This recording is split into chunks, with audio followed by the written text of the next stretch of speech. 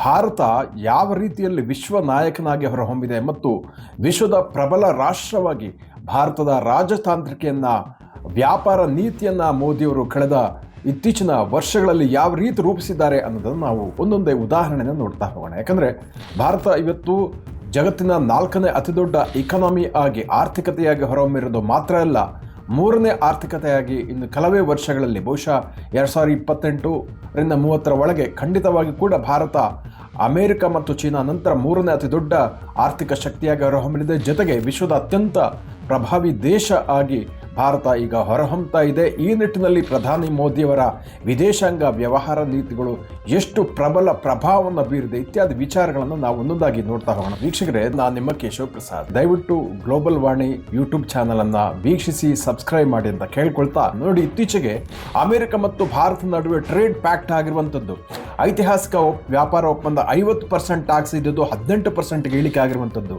ಯಾರೂ ನಿರೀಕ್ಷಿಸಿರಲಿಲ್ಲ. ಇವತ್ತು ದಕ್ಷಿಣ ಏಷ್ಯಾದಲ್ಲಿ ಅತ್ಯಂತ ಕಡಿಮೆ ಟ್ಯಾರಿಫ್ ಇಂಡಿಯಾದ ಮೇಲೆ ಇರುವಂಥದ್ದು. ಅಂದರೆ ಕೆಲವರು ಕೇಳ್ತಾರೆ, ಹಾಗಿದ್ರೆ ಮುಂಚೆ ಭಾರತಕ್ಕೆ ಯಾವ ರೀತಿಯ ಟ್ಯಾರಿಫ್ ಇತ್ತು, 18% ಜಾಸ್ತಿ ಆಯ್ತಲ್ಲ. ಇದು ನಿಜವಾಗಿ ಕೂಡ ಅವಿವೇಕದ ನೀತಿ. ಯಾಕಂದರೆ ಟ್ರಂಪ್ ಅವರು ಇವತ್ತು ಕೇವಲ ಭಾರತ ಅಂತಲ್ಲ, ಇಡೀ ವಿಶ್ವ ಸಮುದಾಯದ ಎಲ್ಲ ರಾಷ್ಟ್ರಗಳ ವಿರುದ್ಧ, ಶತ್ರು ಇರಲಿ ಮಿತ್ರ ಇರಲಿ, ಟ್ಯಾರಿಫನ್ನು ಅನೌನ್ಸ್ ಮಾಡಿದ್ದಾರೆ. ಸೊ ಅದನ್ನು ಕಂಪೇರ್ ಮಾಡಿದ್ರೆ ಇವತ್ತು ಭಾರತದ ಅತ್ಯಂತ ಕಡಿಮೆ 18% ಟ್ಯಾರಿಫಿಗೆ ಇಳಿಕೆ ಆಗಿರುವಂಥದ್ದು ನಿಜಕ್ಕೂ ಐತಿಹಾಸಿಕನೇ ಸರಿ. ಅದೇ ರೀತಿ ಯುರೋಪ್ ಜೊತೆ ಮದರ್ ಆಫ್ ಆಲ್ ಡೀಲ್ ಆಗಿರುವಂಥದ್ದು. ಮೋದಿಯವರು ಯಾವತ್ತೂ ಸುಮ್ಮನೆ ಕೂತಿಲ್ಲ, ಯಾವ ರೀತಿ ಸ್ಟ್ರಾಟಜಿ ಮಾಡ್ತಾ ನೋಡಿ.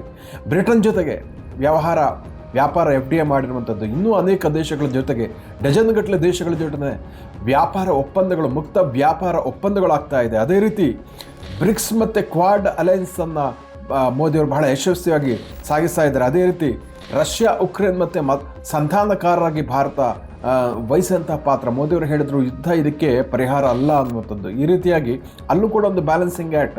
ಅದೇ ರೀತಿ ಎನರ್ಜಿ ಪಾರ್ಟ್ನರ್ಶಿಪ್, ಒಂದು ಕಡೆ ಗಲ್ಫ್ ರಾಷ್ಟ್ರಗಳ ಜೊತೆಗೆ, ಮತ್ತೊಂದು ಕಡೆ ಅಮೇರಿಕ, ರಷ್ಯಾ, ಹೀಗೆ ಬೇರೆ ಮಲ್ಟಿಪಲ್ ಸೋರ್ಸಸ್ಗಳ ಮೂಲಕ ಇವತ್ತು ಭಾರತ ತನ್ನ ಎನರ್ಜಿ ಮೂಲವನ್ನು, ಅಂದರೆ ಭಾರತಕ್ಕೆ ಕಚ್ಚಾ ತೈಲ ಬೇಕು, ಅದಕ್ಕೆ ಬೇಕಾದಂತಹ ಸೋರ್ಸ್ ವೈವಿಧ್ಯಮಯಗೊಳಿಸಿರುವಂಥದ್ದು. ಇವನ್ನ ವೆನಿಜುವೆಲಾ ಜೊತೆ ಕೂಡ ಇತ್ತೀಚೆಗೆ ಮಾತುಕತೆ ನಡೀತಾ ಇದೆ, ಅಮೆರಿಕದ ಜೊತೆ ಮಾತುಕತೆ ನಡೀತಾ ಇದೆ. ಹೀಗೆ ವೈವಿಧ್ಯವಾದ ಮೂಲಗಳ ಮೂಲಕ ಇವತ್ತು ಭಾರತ ತನ್ನ ತೈಲದ ಅಗತ್ಯವನ್ನು ಪೂರೈಸ್ತಾ ಇರುವಂಥದ್ದು. ಎಲ್ಲಿ ಕಡಿಮೆ ರೇಟ್ ಸಿಗುತ್ತೋ ಅಲ್ಲಿಂದ ತೈಲವನ್ನು ಖರೀದಿ ಮಾಡುವಂಥ ಒಂದು ಸಾಮರ್ಥ್ಯವನ್ನು ಇವತ್ತು ಭಾರತ ರೂಢಿಸಿಕೊಂಡಿರೋದು. ಅದೇ ರೀತಿ ಮೋದಿಯವರ ಈ ಅಮೇರಿಕ ಮತ್ತು ರಷ್ಯಾ ನಡುವೆ ಒಂದು ಮೀಡಿಯೇಷನ್, ಅಮೇರಿಕ ಮತ್ತು ರಷ್ಯಾ ಬಹಳ ಹಗ್ಗ ಜಗ್ಗಾಟ ನಡೆಸ್ತಾ ಇರುವಂಥ ಸಂದರ್ಭದಲ್ಲಿ ಮೋದಿಯವರು ಬಹಳ ಇಲ್ಲಿ ಪ್ರಧಾನ ಪಾತ್ರವನ್ನು ವಹಿಸಿದ್ದಾರೆ. ಇದರ ಪರಿಣಾಮವಾಗಿ ರಷ್ಯಾ ಇನ್ನು ಮುಂಬರುವ ದಿನಗಳಲ್ಲಿ ಮತ್ತೆ ಡಾಲರ್ ಮೂಲಕ ಅಂತಾರಾಷ್ಟ್ರೀಯ ವ್ಯವಹಾರಗಳನ್ನು ಮಾಡಿಕೊಳ್ಳಿಕ್ಕೆ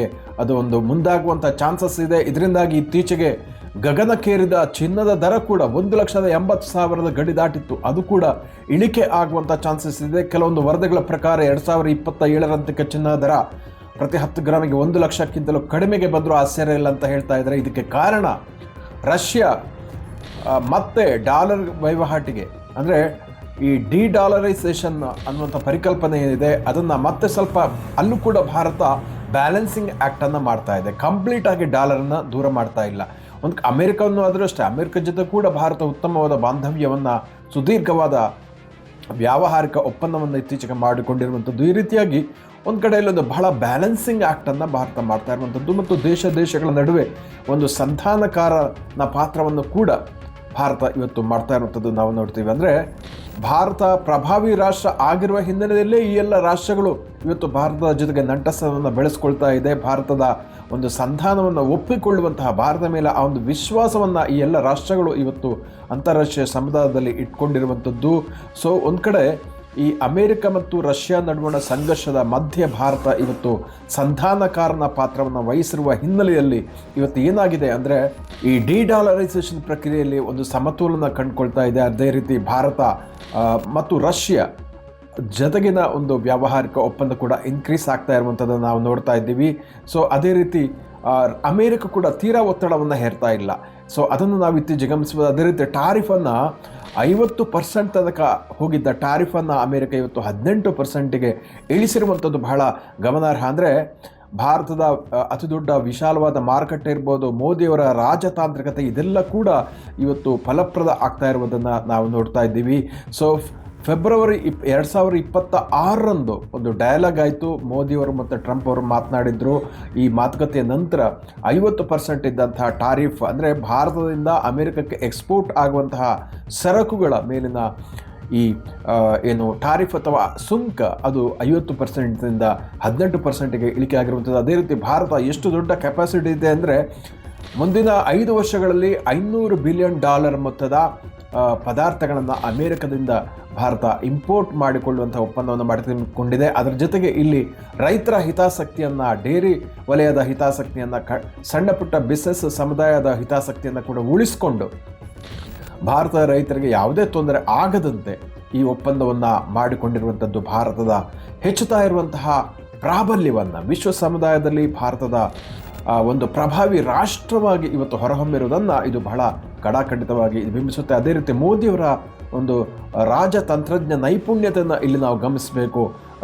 ಭಾರತ ಮತ್ತು ರಷ್ಯಾ 5 ವರ್ಷಗಳ ಅವಧಿಗೆ ಒಂದು ವ್ಯಾಪಾರ ಒಪ್ಪಂದಕ್ಕೆ ಸಹಿ ಹಾಕಿರುವಂಥದ್ದು, ಜೊತೆಗೆ ಉಕ್ರೇನ್ ಜೊತೆಗೆ ಮಾತುಕತೆಗೆ ಮುಂದಾಗಿರುವಂಥದ್ದು. ಇದೆಲ್ಲದರ ಹಿಂದೆ ಮೋದಿಯವರ ಒಂದು ಪಾತ್ರವನ್ನು, ಅವರು ನಿರ್ಮಿಸಿದಂಥ ಒಂದು ಟ್ರಸ್ಟನ್ನು ನಾವಿಲ್ಲಿ ಗಮನಿಸ್ಬೋದು. ಹಾಗಾಗಿ ಇದೆಲ್ಲ ಕೂಡ ಏನು ಸೂಚಿಸುತ್ತೆ, ಇವತ್ತು ವಿಶ್ವ ಗುರು ಆಗುವ ನಿಟ್ಟಿನಲ್ಲಿ ಭಾರತ ಮುನ್ನಡೀತಾ ಇರುವಂಥದ್ದು ಮತ್ತು ಭಾರತದ ಪ್ರಾಬಲ್ಯ ಹೆಚ್ಚುತ್ತಾ ಇರೋದು ಇದು ಮುಂದಿನ ದಿನಗಳಲ್ಲಿ ಮತ್ತಷ್ಟು ಹೆಚ್ಚುವುದರಲ್ಲಿ ಯಾವುದೇ ಸಂಶಯವಿಲ್ಲ. ಅದಕ್ಕೆ ಬೇಕಾದಂತಹ ಬುನಾದಿಯನ್ನು ಪ್ರಧಾನಿ ನರೇಂದ್ರ ಮೋದಿಯವರು ಹಾಕಿದ್ದಾರೆ ಅಂತ ಇಲ್ಲಿ ಖಂಡಿತವಾಗಿಯೂ ಹೇಳ್ಬೋದು.